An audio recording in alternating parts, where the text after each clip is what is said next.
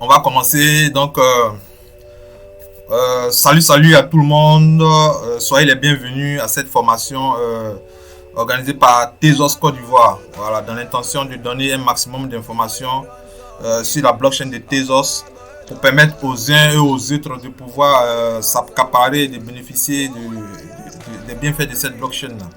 Voilà, donc, notre communauté, elle est très simple. Elle est située sur plusieurs réseaux sociaux.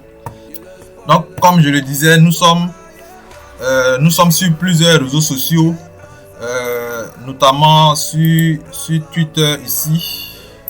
Voilà, sur Twitter, vous avez Tezos Côte d'Ivoire. Voilà, donc ceux qui ne sont pas encore abonnés, qui ne nous follow pas encore sur Twitter, notre souhait, c'est de voir ce chiffre-là, 840 personnes évoluer. Voilà, donc en partageant le lien, en donnant l'information autour de soi, je pense qu'on pourra ensemble faire grandir cette communauté. Nous sommes également présents sur Facebook ici. Voilà, donc toujours dans l'intention de donner le maximum d'informations sur la blockchain de Tezos. Voilà, faire de telle sorte que nous ne puissions rater, en tout cas les bons projets qui sont sur Tezos, on ne puisse pas les rater. Voilà, on a par exemple ici SmartLink, tout ça on va revenir dessus. Et ici nous sommes, comme je l'ai dit, sur Twitter. Ok. Et donc pour le sujet de ce soir, nous avons dit que nous allons parler des tokens, comment constituer un token de pool de liquidité sur Tezos afin de pouvoir participer à la finance décentralisée. Voilà. Avant d'arriver à ce sujet là, je rappelle que la dernière formation, je vous invite à aller dans la description de la vidéo que nous sommes en train de faire de cette formation là. Allez en description, vous allez d'abord voir 3 vidéos de présentation de Tezos. Voilà, ces 3 vidéos là vont vous permettre d'avoir une idée très claire de Tezos, et puis à partir de là vous saurez comment orienter vos recherches. Voilà, et donc si vous l'avez fait, vous pouvez continuer de chercher la chose. Et donc avant de pouvoir s'aventurer, avant de pouvoir continuer, je vais vous présenter. Voilà, je vais revenir sur ce tableau parce que ce tableau il est très important. En fait, c'est la base un peu de tout ce que nous faisons. C'est la base de tout ce que nous faisons. Nous sommes dans la technologie blockchain, et cette technologie là, l'élément qui fait bouger cette technologie, qui fait que cette technologie, on cherche à comprendre, on cherche à savoir de quoi il s'agit, c'est l'aspect financier. Voilà, parce que c'est pas seulement l'aspect financier qu'il faut voir au niveau de la technologie blockchain, parce qu'il faut définir la blockchain comme étant une nouvelle méthode qui nous permet de pouvoir traiter, stocker et s'envoyer des données. Voilà, la méthode classique qu'on connaît, cette méthode classique est en train d'être dépassée par cette technologie blockchain. Voilà, donc le premier élément, c'est l'élément financier qui a été mis en place d'abord avec le Bitcoin, et à partir du Bitcoin, il y a eu plusieurs autres crypto-monnaies qui sont nées. Voilà. Notamment parmi ces cryptos là, on a eu Ethereum, puis d'autres cryptos comme Dogecoin qui a récupéré le code de Litecoin, et on a eu également plusieurs autres cryptos Dash qui sont dans la vague. Et nous avons depuis 2018, on a Tezos également qui envoie une nouvelle manière de comprendre cette technologie là, de pratiquer cette technologie là. Et donc Tezos, c'est une plateforme de construction d'applications décentralisées. Avec Tezos, on peut construire tranquillement ces applications, on peut écrire ses contrats intelligents et puis interagir avec la blockchain et donner des données pertinentes à son auditoire, soit à son entreprise, à ses collaborateurs, en tout cas autour de soi. Voilà. Et donc, comme je le disais, l'aspect financier est vraiment important. À partir de ce tableau que j'ai mis en face de vous, l'aspect financier dans cette technologie là fait qu'on s'intéresse en fait. Voilà, donc j'ai réalisé ce tableau là pour permettre à surtout ceux qui sont dans la zone franc CFA de comprendre un peu l'importance de la chose qu'il y a. Donc pour pouvoir illustrer cela, on a ce tableau qui est présenté de cette façon. Ceux qui vont peut-être vouloir ce tableau là après, vous pouvez nous rejoindre dans le groupe Tezos Côte d'Ivoire, et on va vous donner le tableau pour vous permettre de pouvoir également vous orienter. Donc ce tableau là, quand je l'ai fait, c'est au moment où j'ai fait les 3 vidéos qui permettent de pouvoir comprendre Tezos. Et à cette époque-là, un Tezos était à 0,83 $. Ok? Et donc, je suppose qu'à cette époque, j'ai bien regardé les informations, j'ai vu que c'est une bonne technologie, tout ça. Et donc, j'avais 500 000 francs CFA. Ok? Et donc, j'ai décidé de mettre ces 500 000 francs, de constituer ces 500 000 comme une épargne. Et donc, je voulais d'abord préciser que je ne suis aucunement un conseiller financier. Je ne suis pas un conseiller financier. Dans le groupe, nous ne sommes pas des conseillers financiers, mais nous partageons cette passion qui se trouve dans cette technologie-là, afin que chacun puisse recevoir l'information et puis l'utiliser pour pouvoir prendre des décisions. Voilà. Quitte à chacun maintenant de pouvoir de décider d'épargner ou bien d'utiliser cette technologie-là. Voilà. Donc je disais par exemple que moi j'avais mes 500 000. Ces 500 000 là, je disais bon, il y a deux choix, hein. Ou bien je laisse mes 500 000 en banque, ou bien je décide d'acheter des actifs numériques comme Tezos par exemple. Après avoir regardé les 3 vidéos de présentation de Honora Szabo de Tezos, j'ai décidé d'utiliser 500 000 pour les épargner, voilà, dans cette technologie. Et donc, les 500 000, ici dans la case, on a 650 francs CFA parce que les montants sont référés en francs CFA. Et donc, les 650 francs CFA, c'est le coût du dollar qu'on me donne. C'est-à-dire que j'ai mes francs CFA, mais je veux du dollar pour pouvoir acheter des Tezos. Voilà, donc, les vendeurs de dollars, je vous invite maintenant, quand vous passez dans Abidjan ou bien dans certaines capitales africaines, d'ouvrir les yeux. Parce que vous allez voir dans certains endroits, ils vont mettre vente de Bitcoin ou bien Bitcoin en vente ici.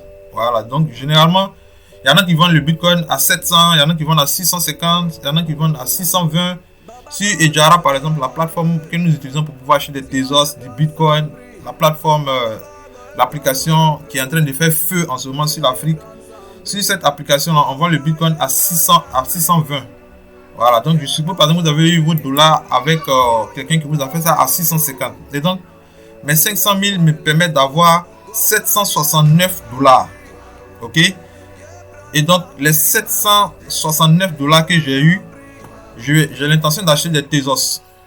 Voilà, et donc j'achète mes Tezos. À cette époque-là, Ejara n'était pas encore en marche, donc j'ai acheté mes Tezos.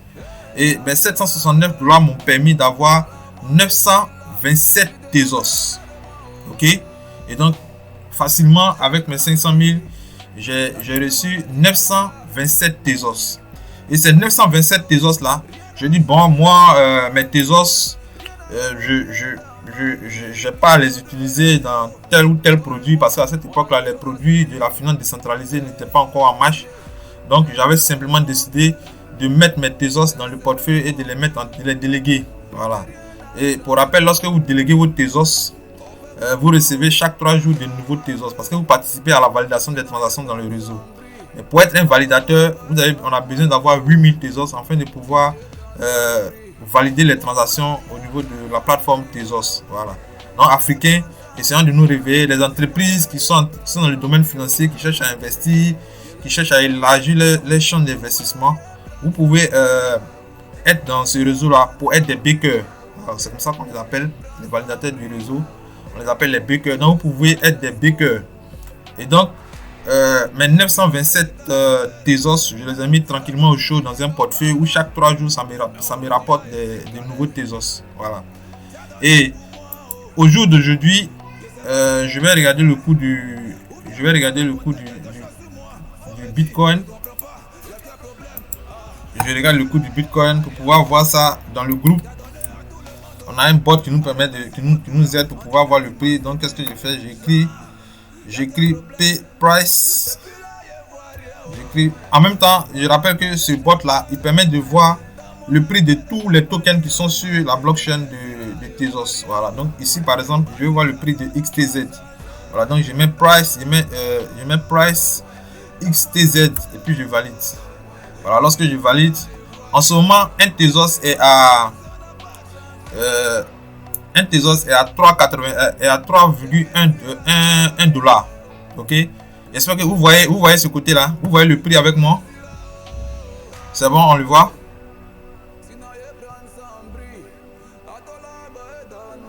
Moi je le vois pas.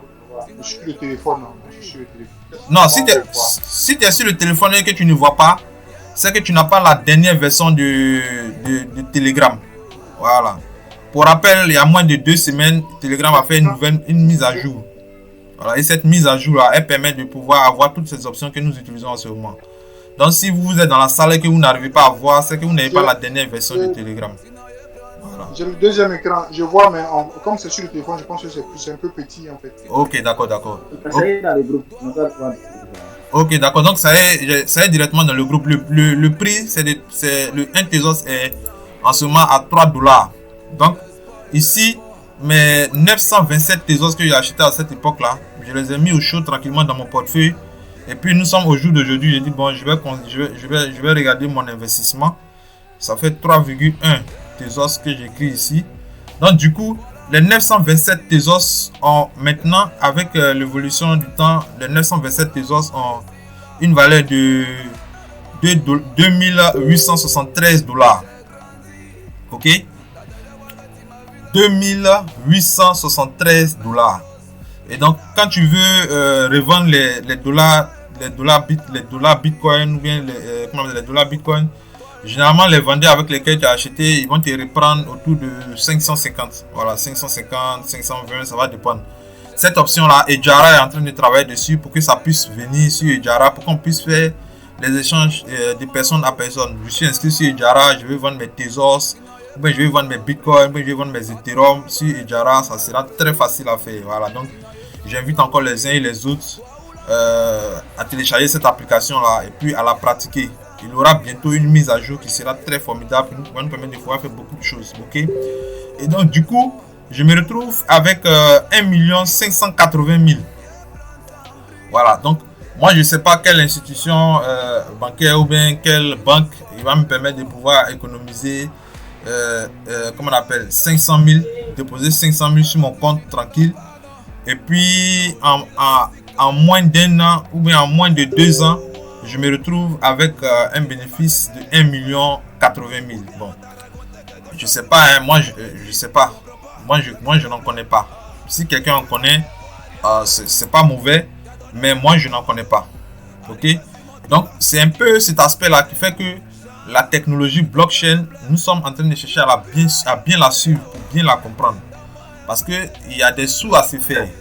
Ok? Et donc, comment? Leader, une question. Oui.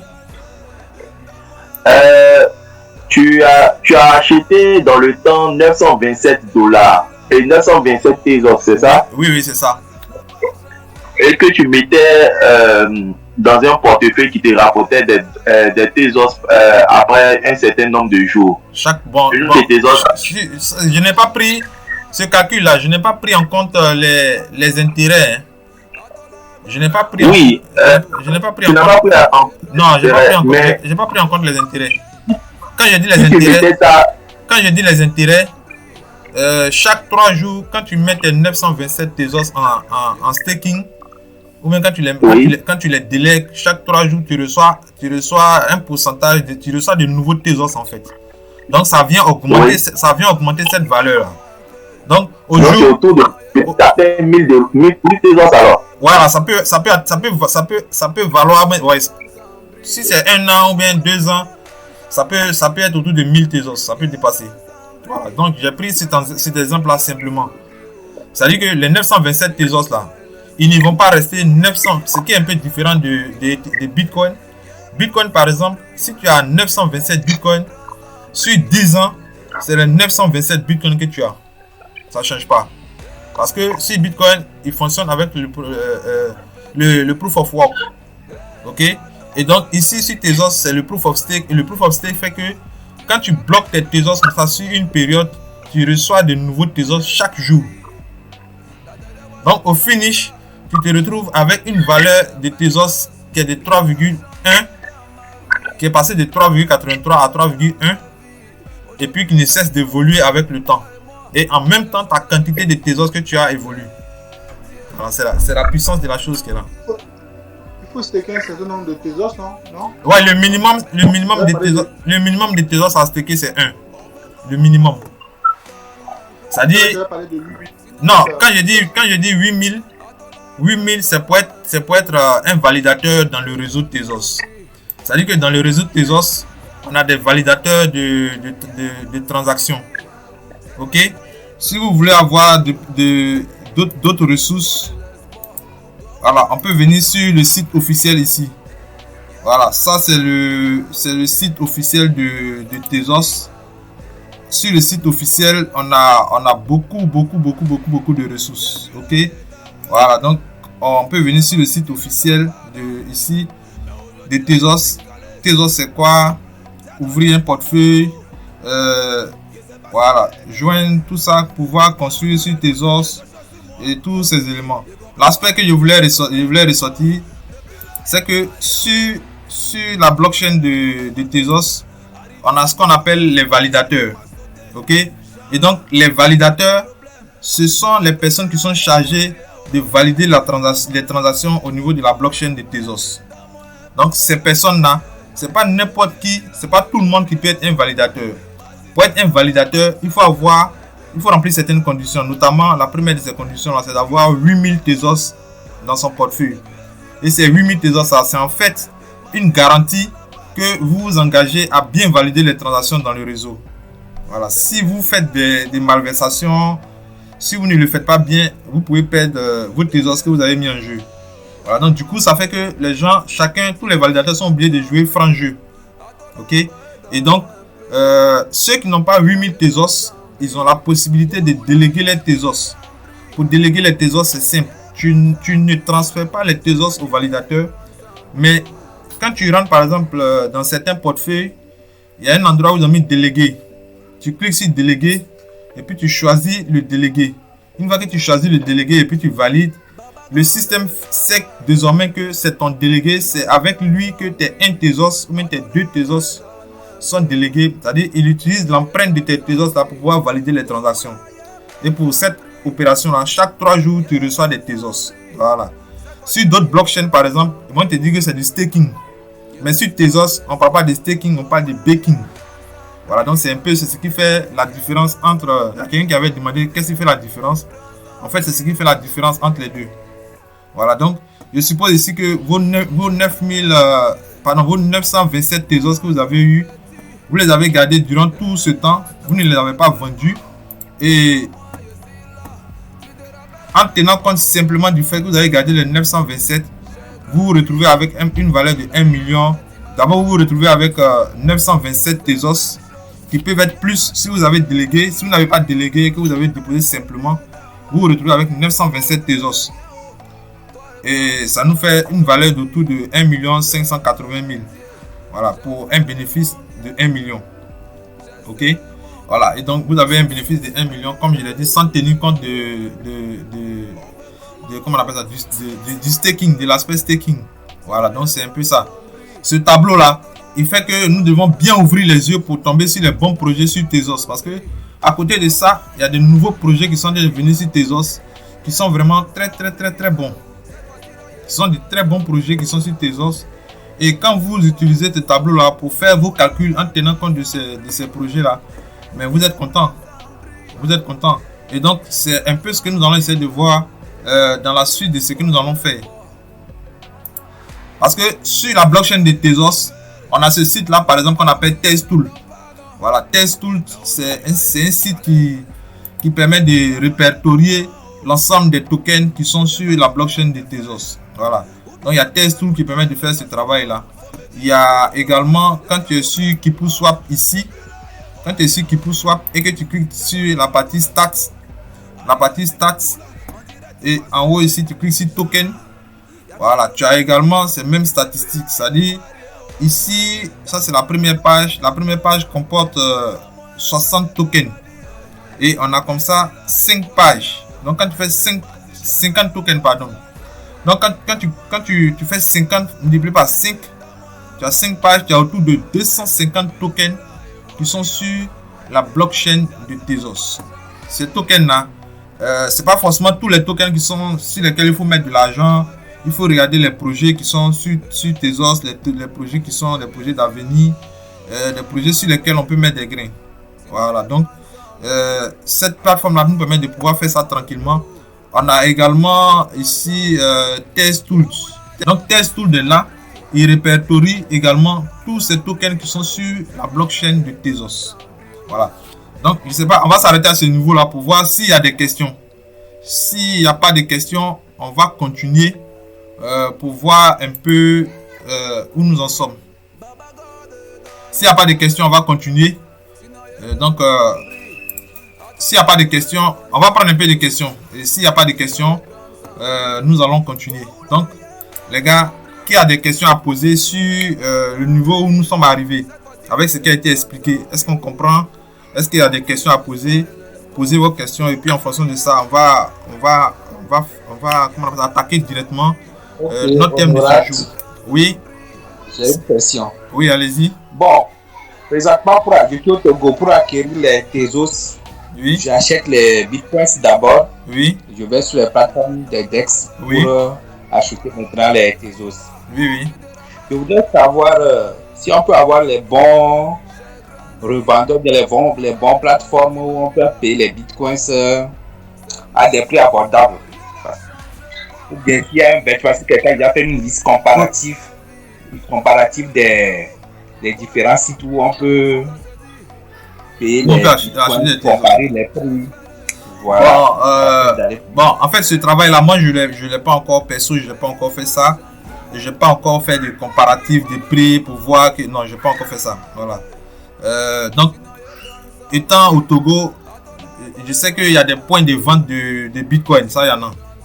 Voilà, je sais que mon ami Ayael, il a déjà des tentacules au Togo. Voilà, donc, ce sont des structures qui sont des structures vraiment...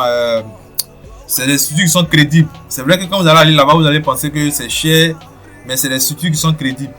À distance, vous pouvez payer tranquillement vos Tezos. Vous pouvez revendre encore avec eux. Voilà, c'est toujours au niveau du prix. Donc, vous pouvez aussi faire du pair à pair. Quelqu'un qui a déjà des Tezos au Togo peut vous en vendre. Maintenant, si vous avez une carte magnétique, vous pouvez également utiliser votre carte magnétique pour acheter des Tezos. Voilà. En principe, au Togo, UBA marche bien là-bas, je pense. Donc, les cartes magnétiques Visa, vous pouvez les utiliser aussi pour acheter vos bitcoins ou même pour acheter carrément vos Tezos. Voilà. En utilisant certaines applications. Voilà, donc c'est un peu ça. Ce que je voulais savoir, c'est que si j'achète mes Tezos sur, par exemple, Coinbase, oui, que je les stake, je peux les laisser stacker sur Coinbase, où il y a des wallets où je peux aller les mettre pour pouvoir acquérir d'autres Tezos ou des intérêts. Ok, d'accord. Sur Coinbase, par exemple, vous pouvez staker sur Coinbase. Mais un des objectifs de Tezos, en fait, en venant sur la blockchain, l'objectif c'est d'être indépendant. Ok? C'est d'être, comme on le dit communément, d'être son propre banquier.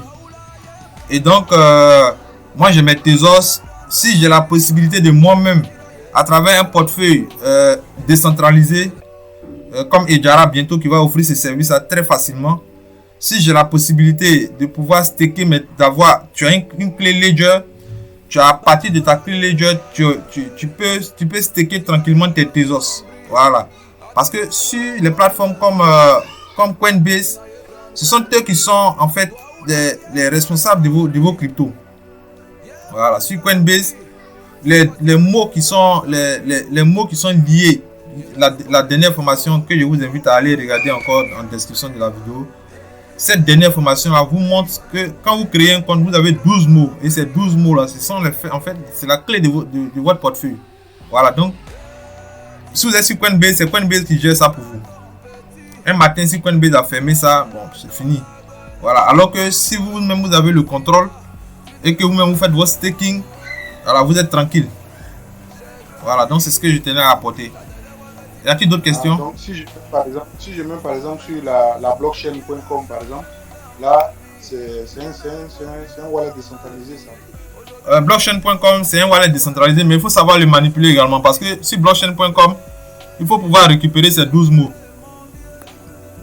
Ils offrent ce service-là, mais c'est un peu caché. Si tu ne vois pas que tu n'as pas activé, le jour que tu perds ton mot de passe, tu es dans la merde carrément. Voilà, donc moi je préfère les portefeuilles. Au moment où tu as créé le portefeuille, Cette option-là, il top ça directement. C'est toi qui as le choix. Soit tu le fais ou bien tu le fais pas. Blockchain.com, c'est un service qui te permet de pouvoir... Bon, je sais pas si pour le moment ils prennent en compte Tezos. Là, je sais pas. J'ai pas encore regardé. J'ai pas encore vérifié ça. Ils ne prennent pas encore toutes ces Tezos. Voilà, ils prennent pas encore du Tezos. Au dernier moment, moi, quand j'ai regardé, c'était Bitcoin, Ethereum et puis certaines cryptos. On peut pas faire des staking de Tezos là-bas. Par contre, vous pouvez utiliser très facilement, vous pouvez utiliser Temp Wallet pour pouvoir staker votre Tezos tranquillement. Vous pouvez utiliser Kukai, qu'on a utilisé dans la dernière formation, pour pouvoir staker votre Tezos tranquillement également. Et vous avez le compte. Vous pouvez également, dans quelques jours, utiliser Ejara. Comment? Voilà, Trust Wallet aussi peut te permettre de faire ça. Ok? Voilà, maintenant les histoires de Trust Wallet et autres, Trust Wallet ne te permettent pas de pouvoir interagir directement avec la blockchain de Tezos. Voilà, donc eux encore, ils sont à prendre avec un peu de... Parce que quand tu as des Tezos là-bas, pour pouvoir participer à la finance décentralisée, il faut envoyer une partie sur soit Kukai ou bien sur Temp Wallet, et puis les portefeuilles qui prennent en compte les tokens FA1 et puis FA2 de Tezos. Voilà, donc y a-t-il d'autres questions?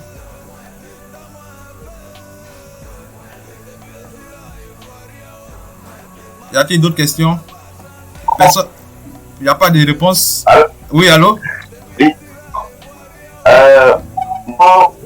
Ma question serait un peu de faire un cas pratique, c'est-à-dire si de la manière dont on fait un staking. Bon, ouais, ok, d'accord. Oui. Allez-y. Combien de Tezos il nous faut conserver, et cela apporter combien de Tezos par jour, par exemple, ou bien par semaine. Pour que si on veut statistiquement atteindre, par exemple, je donne un exemple, je me fixe comme d'avoir 100 Tezos. En combien de temps avoir 100 Tezos si je sais combien de Tezos en fait, un truc pratique quoi. D'accord. Sinon, dans la communauté, il y a des gens qui ont développé un service qui permet de faire ça.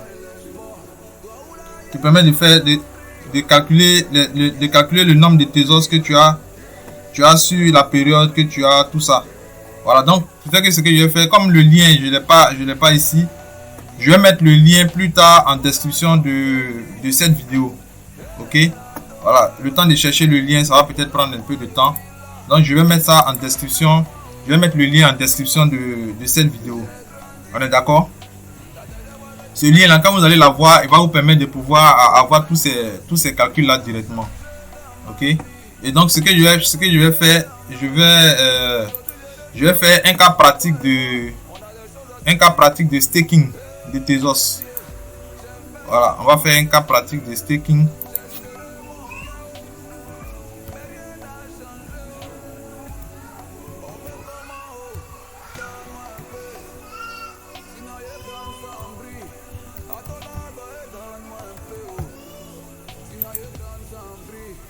Voilà, j'ai ouvert mon portefeuille.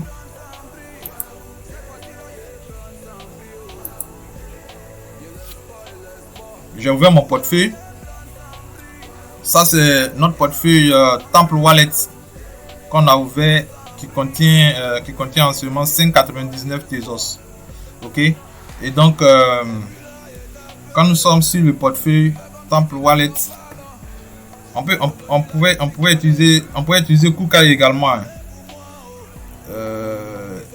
L'option déléguée. Voilà, donc lorsque tu es sur Temple Wallet, quand tu as cliqué sur Temple Wallet, tu arrives ici, le troisième, il y a un bouton, ils ont mis actif d'abord. Vous le voyez avec moi? Oui. Voilà, ils ont mis actif ici. Ils ont mis delegation. Et puis ils ont mis délégation, puis ils ont mis activité. Ok, et donc je clique sur déléguer. Voilà, donc quand je vais cliquer sur déléguer, ça va charger.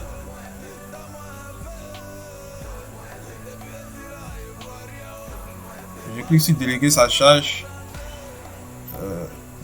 Voilà, et je clique ici. Je clique là pour me permettre de choisir un délégué. Donc tout ce que vous voyez là, ceux qui sont là sur cette liste là, c'est en fait des délégués qu'on appelle les délégués publics. Ok? Et donc, les délégués publics, ce sont des personnes qui ont plus de 8 Tezos dans leur portefeuille et qui ont créé un service, qui ont créé une entreprise. Et l'entreprise, elle est spécialisée dans la validation des transactions sur Tezos. 8000 ou bien 8. Comment? 8000, pardon. Oui. 8000. Ils ont plus de 8000 Tezos. 8000 Tezos. Ok? C'est bon, je me fais entendre? Ok, c'est bon. Voilà, donc ils ont plus de 8000 Tezos dans leur portefeuille et ils sont des délégués en fait. Voilà, donc ce que toi tu as à faire simplement, tu choisis un en fonction de certains critères.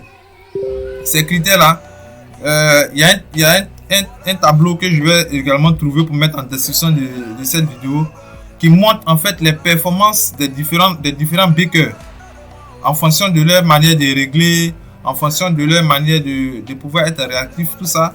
Ces performances-là, on tient compte de ces performances-là pour pouvoir choisir le baker. Dans les 3 vidéos de présentation de Tezos que j'ai fait la dernière fois, quand vous pouvez les regarder encore en description de cette vidéo, vous allez voir que cette liste-là, elle est répertoriée facilement. C'est-à-dire tous les bakers publics sont répertoriés. Par contre, il y a des bakers ils ont plus de 8000 Tezos, mais ils ne sont pas des bakers publics. Ils ne donnent pas la possibilité à chacun de lui envoyer peut-être un Tezos pour staker. Voilà, donc ici par exemple, j'ai choisi fiche. Fiche, je clique sur fiche et l'adresse du baker s'affiche en même temps. L'adresse du baker s'affiche. J'ai cliqué sur l'adresse du baker et puis je choisis comment on appelle, le montant que je veux lui staker, tout ça, et puis je clique dessus. Une fois que j'ai cliqué, je valide et puis les Tezos en fait sont en principe c'est 5 jours après que vous allez commencer à recevoir vos gains de staking directement. Dans cette procédure là, on peut la faire sur Kukai. Là-bas aussi il y a un bouton où ils ont mis délégué. Vous cliquez sur délégué et puis vous choisissez votre délégué également. Voilà, donc c'est de cette façon là, de façon très simple que vous pouvez utiliser pour pouvoir déléguer vos Tezos.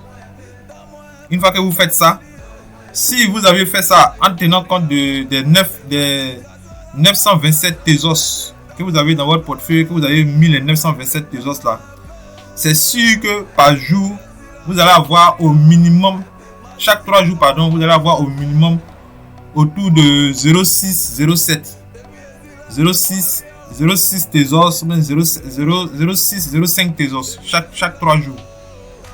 Chaque 3 jours, 0,6, 0,7 Tezos chaque 3 jours. Tant que vous n'avez pas annulé le staking, ça court. Voilà. Donc, ça c'est un des éléments qui est vraiment formidable dans le réseau qu'il faut regarder. C'est la même chose également que Ejara est en train de préparer pour nous. Ok? Ejara est en train de préparer ça pour nous. Désormais, on pourra prendre nos francs CFA, acheter nos Tezos, les mettre dans le portefeuille et puis faire le staking tranquillement, sans problème. Voilà, donc j'espère que jusque là, on se comprend. Tout le monde a compris. Est-ce qu'il y a des questions à poser? On va continuer. Y a-t-il d'autres questions? Si tu me mettras après en contact avec Ayalel, je crois, ou bien comment il s'appelle? Tu as donné le nom là.